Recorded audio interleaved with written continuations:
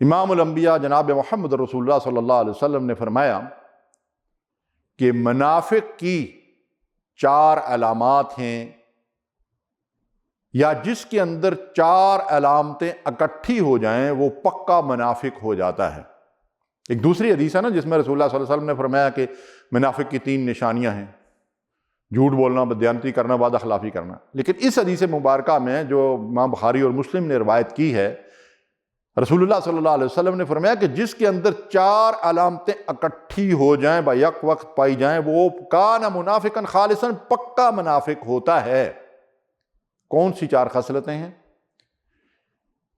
کہ جب وہ بات کرتا ہے جھوٹ بولتا ہے، اس کے پاس کوئی امانت رکھی جائے تو اس کے اندر بددیانتی اور خیانت کرتا ہے، وعدہ خلافی کرتا ہے اور گالی گلوچ کرتا ہے۔ اور فرمایا کہ اگر یہ 4 اکٹھی ہو جائیں تو پھر نماز روزے کے باوجود، اپنے آپ کو مسلمان سمجھنے کے باوجود وہ پکا منافق ہوتا ہے۔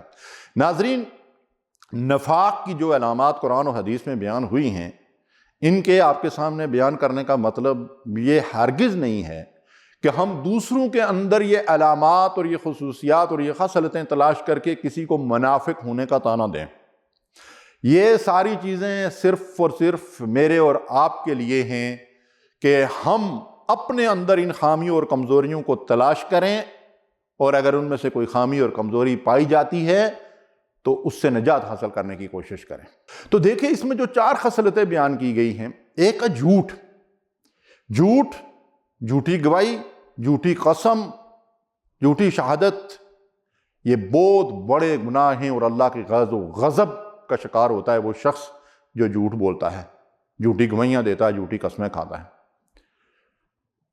ان المنافقین لکاذبون، یہ منافقین کا کام ہے جھوٹ بولنا۔ اور پھر دوسری جو ہے کیا ہے؟ بددیانتی اور خیانت۔ رسول اللہ صلی اللہ علیہ وسلم نے فرمایا کہ ایک دور ایسا آئے گا کہ لوگ کہیں گے کہ وہ فلاں علاقے میں فلاں شخص ہے جو دیانتدار ہے۔ آج ہم اسی دور سے گزر رہے ہیں، ہمارے درمیان کتنی دیانتداری ہے، کتنے ہم دیانتدار ہیں۔ امانت کا ایک وسیع مفہوم دین کے اندر ہے، اس تناظر میں رکھ کر میں اور آپ اپنا جائزہ لیں کہ آج ہمارے اندر کتنی دیانتداری ہے۔ اور رسول اللہ صلی اللہ علیہ وسلم نے فرمایا، کیا فرمایا اللہ کے نبی صلی اللہ علیہ وسلم نے؟ کہ وہ شخص ایمان والا نہیں ہے جو دیانتدار نہیں ہے۔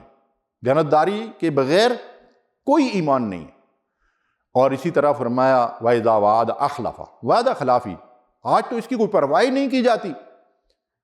وَأَوْفُوا بِالْعَهْدِ إِنَّ الْعَهْدَ كَانَ مَسْئُولًا، وعدہ پورا کرو، اس کے بارے میں قیامت کے دن بعد پرس ہوگی۔ اور نبی صلی اللہ علیہ وسلم نے فرمایا لا دین لمن لا عہد لہ، امانت کے بارے میں فرمایا لا ایمان لمن لا امانت لہ، جو دیانتدار نہیں اس کا کوئی ایمان نہیں۔ اور وعدہ خلافی کرنے والے کے لیے تو دین کا ہی صفایا ہو گیا کہ لا دین لمن لا عہد لہ، جو عہد اور وعد کو اور میثاق کو پورا نہیں کرتا اس کا کوئی دین نہیں، وہ بے دین انسان ہے۔ اور چوتھی خصلت جو ہے وَإِذَا خَاصَمَ فَجَرَ، کسی کے ساتھ اختلاف ہو گیا، تھوڑا سا اختلاف رائے ہو گیا، طیش میں آئے اور گالی گلوچ شروع کر دی۔ گالیاں تو ہمارے معاشرے میں کلچر بن چکا ہے۔ تو یہ گالی گلوچ کس کا کام ہے؟ منافقین کا کام ہے۔ یہ نفاق کی علامت ہے جس کا اظہار زبان سے ہوتا ہے۔ مومن گالیاں دینے والا اور تانے دینے والا اور فسق و فجور کا زبان سے اظہار کرنے والا، لعن طعن کرنے والا نہیں ہوتا، وہ زبان کی حفاظت کرنے والا ہوتا ہے۔ تو فرمایا رسول اللہ صلی اللہ علیہ وسلم نے وَإِن صَلَّى وَصَامَ وَزَعَمَ أَنَّهُ مسلم، کوئی آدمی اپنے آپ کو مسلمان سمجھتا ہے، نمازیں پڑھتا ہے، روزے رکھتا ہے، لیکن جھوٹا اور بددیانت اور وعدہ خلافی کرنے والا اور گالی گلوچ کرنے والا ہے تو وہ پکا منافق ہے۔ رسول اللہ صلی اللہ علیہ وسلم نے فرمایا مَا خَافَهُ إِلَّا مُؤْمِن، نفاق سے خوف زدہ کون رہتا ہے؟ صرف مومن۔ وَمَا أَمِنَهُ إِلَّا فَاسِقٌ، اور اس سے امن میں اپنے آپ کو وہ محسوس کرتا ہے جو فاسق ہے، جو جان بوجھ کر اللہ کی نافرمانیاں کرنے والا ہے۔